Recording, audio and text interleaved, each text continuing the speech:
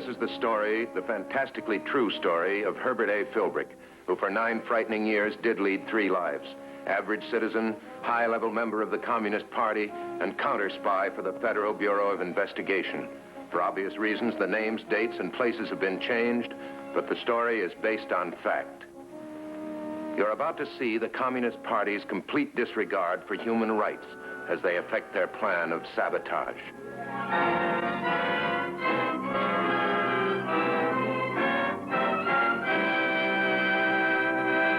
Capitalism is closer than we may think, comrades. Who can say but that one of our local cell projects will be the coup de grace? Perhaps even this project will be it, eh? I have instructions here for each one of us, comrades. You'll be notified in due time. I've got a business to take care of, comrade. I'd like to get a little advance notice. You'll get as much notice as the rest of us. I know that, Comrade Mitch.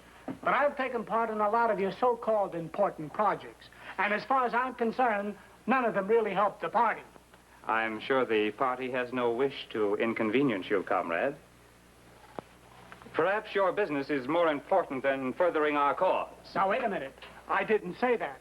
I'm as loyal as anyone in this room. This meeting was not called for the purpose of loyalty check, comrade. This project will go into effect immediately. That's all. Hold yourselves in readiness. Leave as you came in.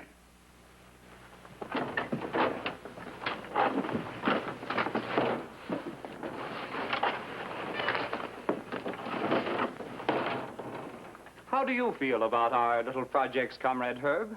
Do you consider them childish? Oh, well, I'm sure the party knows exactly what it's doing. My job is to carry out orders, not to try and evaluate them. Quite so. I think the party has done well in entrusting the most important part of this project to you. Oh? You'll have to leave town for 48 hours. Be at the North Street station at 4 o'clock this afternoon. You'll receive further instructions then. Okay. Look, could you give me some idea of where I'm going? Well, I mean, I'll have to give an excuse to the office for making the trip. Oh, yes, that's true. You're going to Woodland City. You'll carry a very important envelope with you. You know Woodland City. Well, I know a little about it. The government has several important projects up there, haven't they? I believe the party considers Woodland City to be one of the most important sites in the country. I'm telling you this because I want you to understand how necessary it is that we do not fail. I understand. Good luck.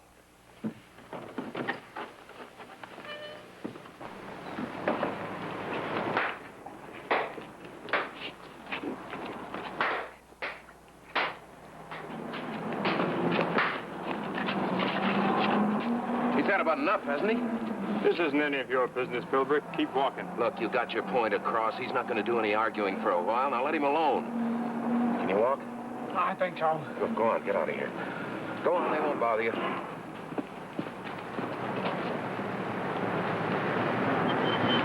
We could make you awfully sorry for this, Boy Scout. Don't make me laugh, Cooper. You and Reed can only do what you're told to do. I know that.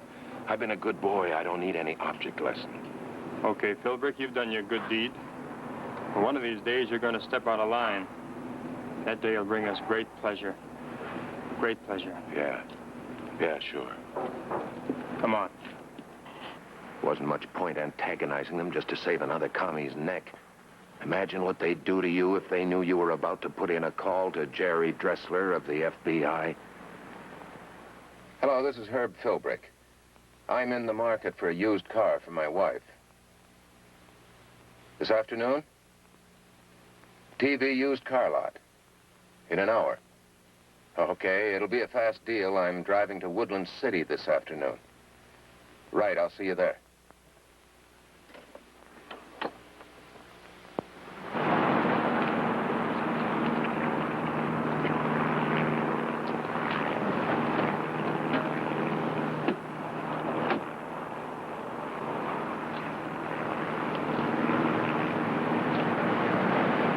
We did a little checking after you phoned me, Herb. It adds up. How do you mean? There's a very busy little cell working in Woodland City. So far, they haven't done anything. They seem to be waiting for something. They've been waiting for a very important envelope that I'll have with me. Could that be it? Very likely. We do know there's an important government experiment going on there now. Something the commies would be especially interested in. Yeah.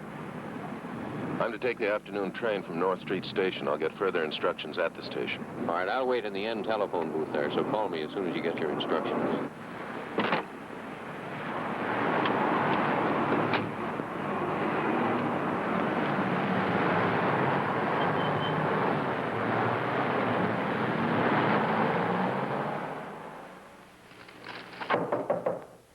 Come in. Hello, Herb. What's on your mind? I just wanted to tell you I'm planning a short trip to Woodland City. There are a couple of prospective clients up there I want to check on. That's an excellent idea, Herb. You know the Brighton company's moved their main plant up there now? Yeah, well, that's one of the companies I'm going to drop in and see. Now, how long you plan to be gone? Just a couple of days. I thought I'd take the late afternoon train today. The afternoon train stops at every station. Well, I'm in no hurry, and it'll give me a chance to work on the train. You never waste a minute, do you, Herb? Well, I've got a couple of appointments myself. If I'm not back before you leave, good luck. Thanks. Too bad you can't work as hard for your own employer as you do for the commies, Philbrick.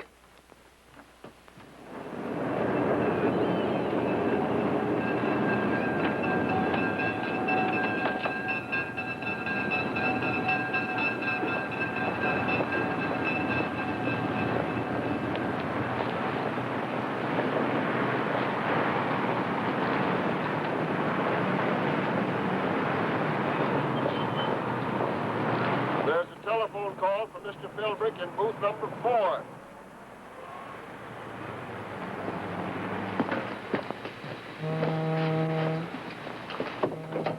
This is Mr. Philbrick. Hello? Identify me, then we'll talk. Mitch, of Mitchell's Art Store, 322 Westgate. All right, here are your instructions. Go to the magazine and bookshop. Ask for something for a long, dull trip to Woodland City. A long, dull trip to Woodland City. You'll receive a book with an envelope inside. You're not to let the envelope out of your possession until you reach your destination. You're to have no unnecessary conversations. At Woodland City, you'll be met by a courier. He will say, "I want the book for Aunt Jeanette." You turn the envelope and the book over to him. I understand. Anything else? Inside the book, you'll also find a ticket for a reserved section. Stay there. You'll be watched. You were picked because you're smart, Philbrick. But I want to impress upon you the importance of this mission. Don't let anything happen to that envelope. I don't want anything to happen to you. I won't let anything happen. And your goons gave me a slight example of what you mean. Only what happened to the comrade this morning is child's play compared to what could happen if anything goes wrong with this. Wait a minute, Philbrick. Memorize those numbers.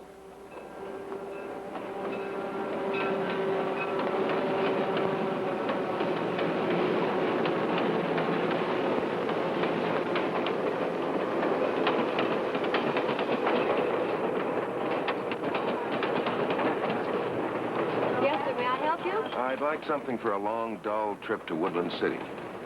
Certainly. I think I have just what you need. Here you are, sir.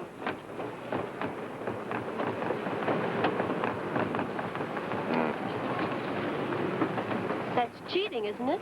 To know who the murderer is before you even read the book. Well, I always like to know these things in advance. What do I owe you? $1 even. There you are. Thank you, sir. I hope you have a very good trip, sir. Thank you. Okay, you're all set. This is what Dressler wanted to know about. Make that phone call.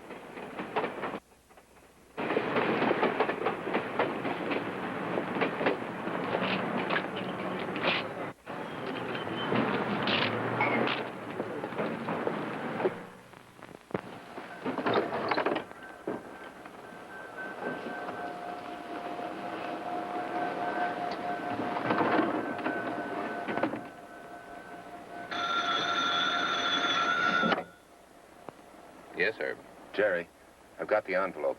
No idea of its contents. Okay. Put it behind the phone and leave the booth. I'll be on the train with one of our experts, and we'll see that you get it back before we reach Woodland City. Yeah, please do. That's one little detail I wouldn't want you to forget. All right.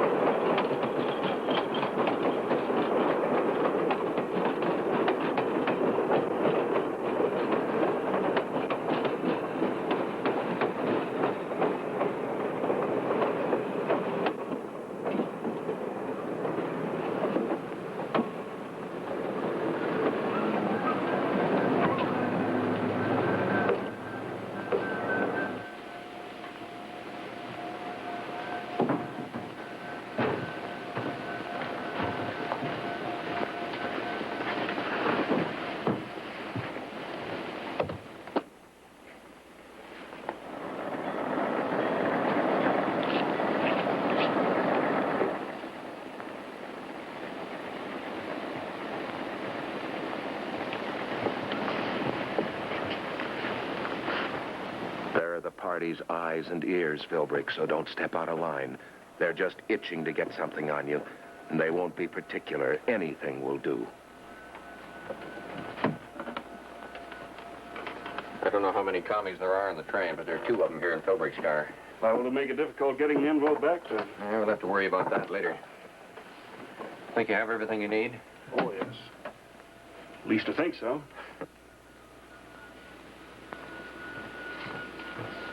Oh, there you are. I've been looking all over for you. Mr. Stevens, where'd you come from? Well, after you left the office, I got thinking about the Brighton Company. And just on a hunch, I called them. Brighton said, come on up and give them some ideas for a new advertising campaign. Oh? I was lucky enough to get the last compartment on the train. Come on, get your things together and we can go in and do a little work. Well... All right. It's a compartment right up here, compartment B. Funny, I went all through this train looking for you. Well, I just got on. North Street Station was closer for me.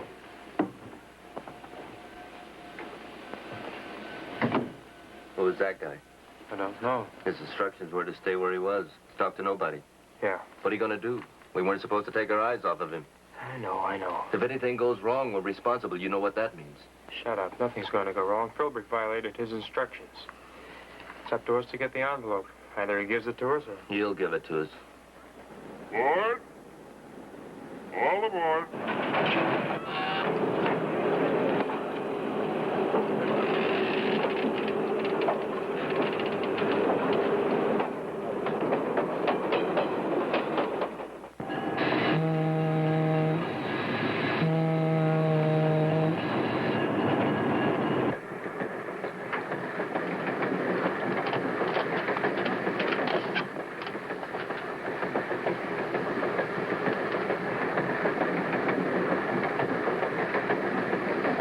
Here it is.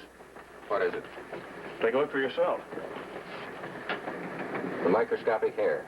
It's a good device to see if their sealed documents are ever tampered with. I often wonder if they actually check to see if the hair is still in place. Oh, don't worry, they check. Let's get started.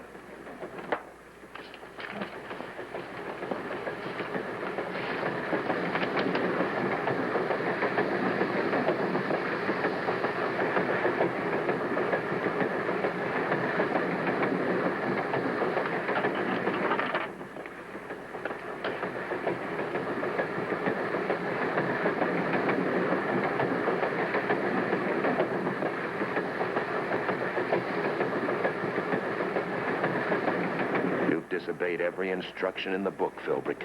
How are you going to explain that?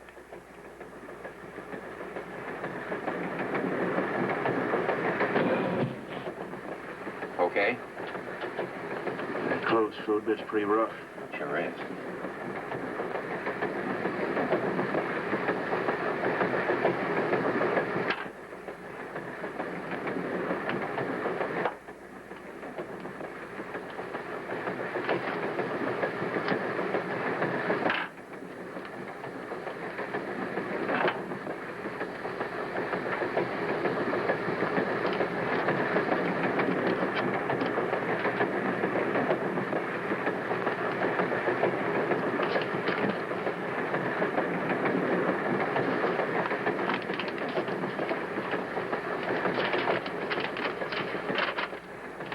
Well, this is your department now, Jerry. What is it, a blueprint?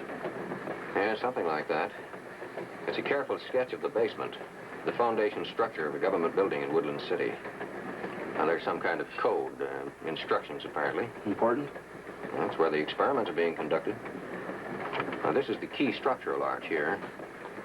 Apparently where the commies hope to hide a bomb that would destroy the entire installation. Set the experiment back a couple of years. Thanks.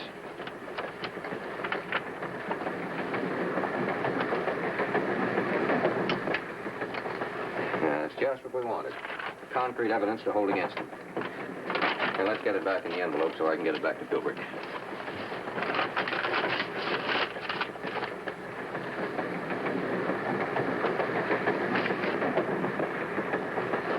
What's the matter, Herb? Tired?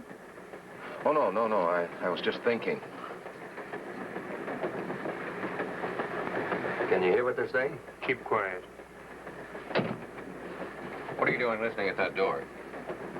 Is it your business, mister? No, but I'm going to make it my business. Do you think you own this train? Let's get the conductor and see what he says about this. Now, wait a minute, mister. Let's not fly off the handle. My friend there's just a little hot-tempered. That doesn't explain why you're listening at the door. Well, the fact is, we're looking for a guy. We thought maybe he was in that compartment, but I guess we're wrong. There's no offense, mister. Come on.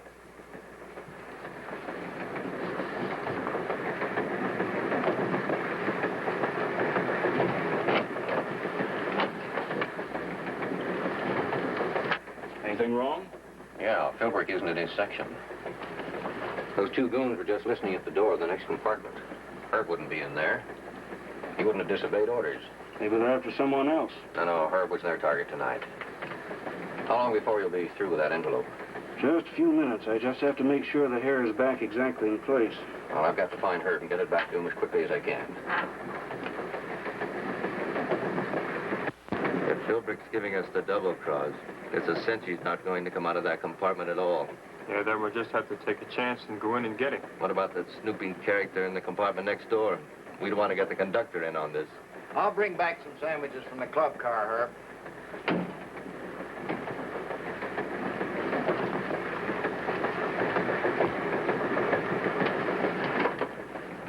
Lock the door, Philbrick. No, that'll only make it worse.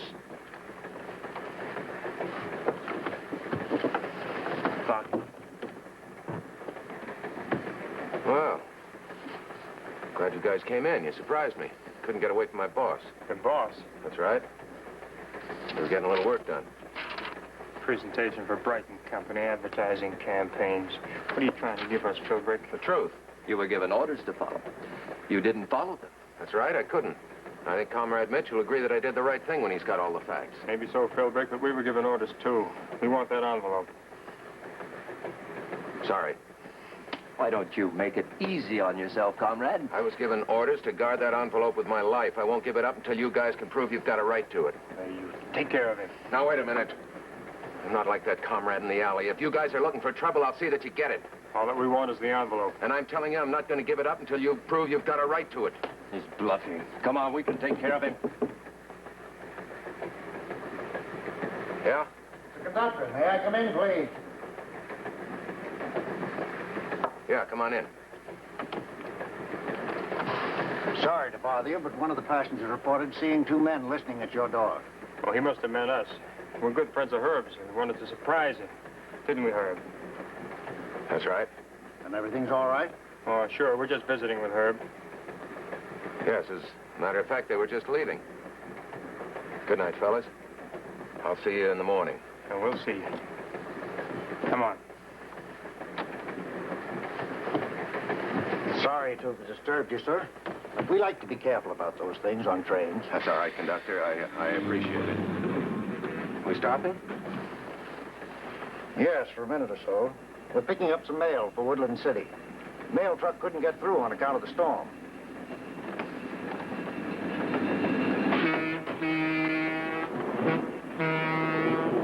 Say, excuse me, sir. Are we coming into a station? Yes, a little freight station. Will we be here long enough for me to make a phone call? Only if it's a very short one. We're just taking on a few sacks of mail. Thank you. What do you got in mind? I'm going to call Mitch, make a report. You stay here and keep your eyes on Philbrick, you understand? Yeah.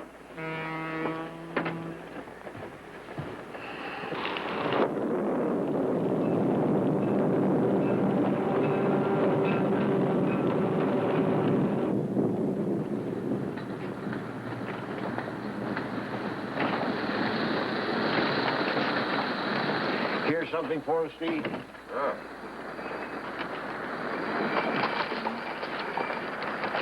It's miserable out there.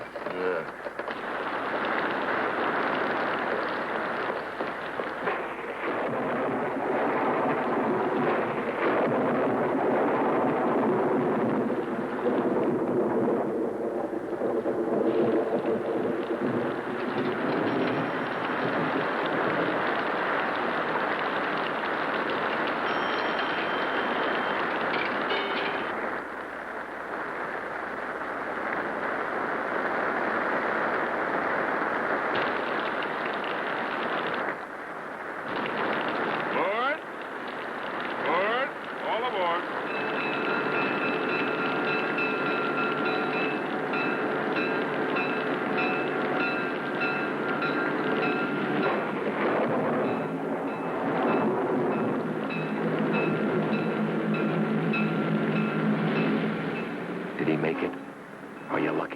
lose him, you'd have a chance with Comrade Reed alone. Cross your fingers, Philbrick.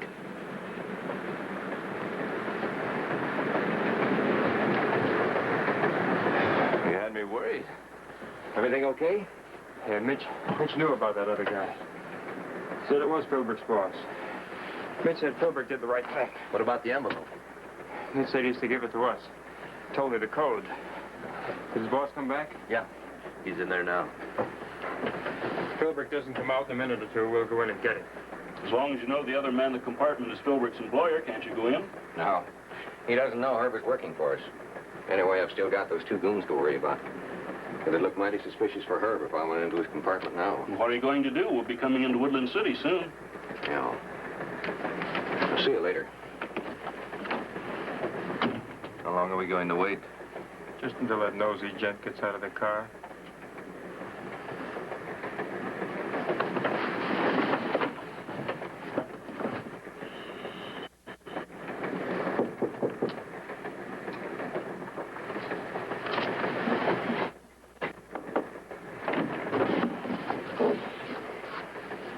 I just talked to Mitch. I want the book for Aunt Jeanette. Come on, Philbrick, quit stalling. Not here. He might wake up at any minute. Wait outside in the vestibule. I'll be out. Right away, Philbrick. Yeah, right away.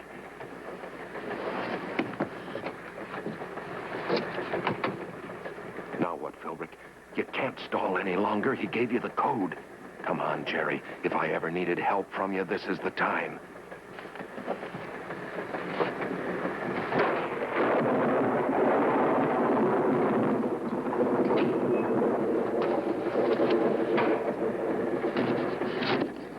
Okay, your job is done. Come on. We can wait in the club car till we get there.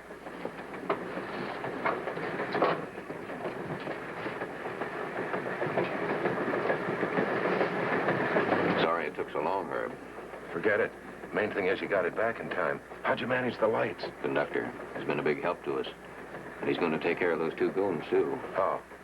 Railroad police will pick them up in Woodland City on suspicion.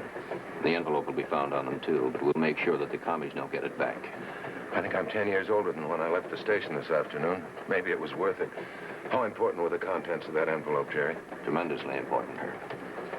You did a mighty good job.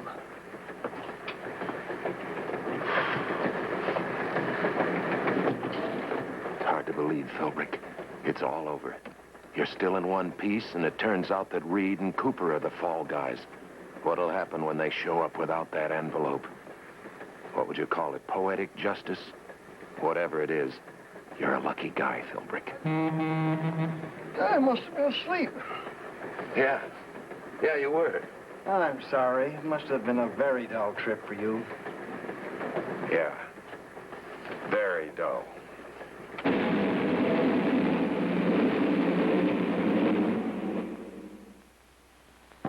Because of the resourcefulness of the FBI, a vital government project was saved from sabotage, and the counter-spy courier was kept above party suspicion.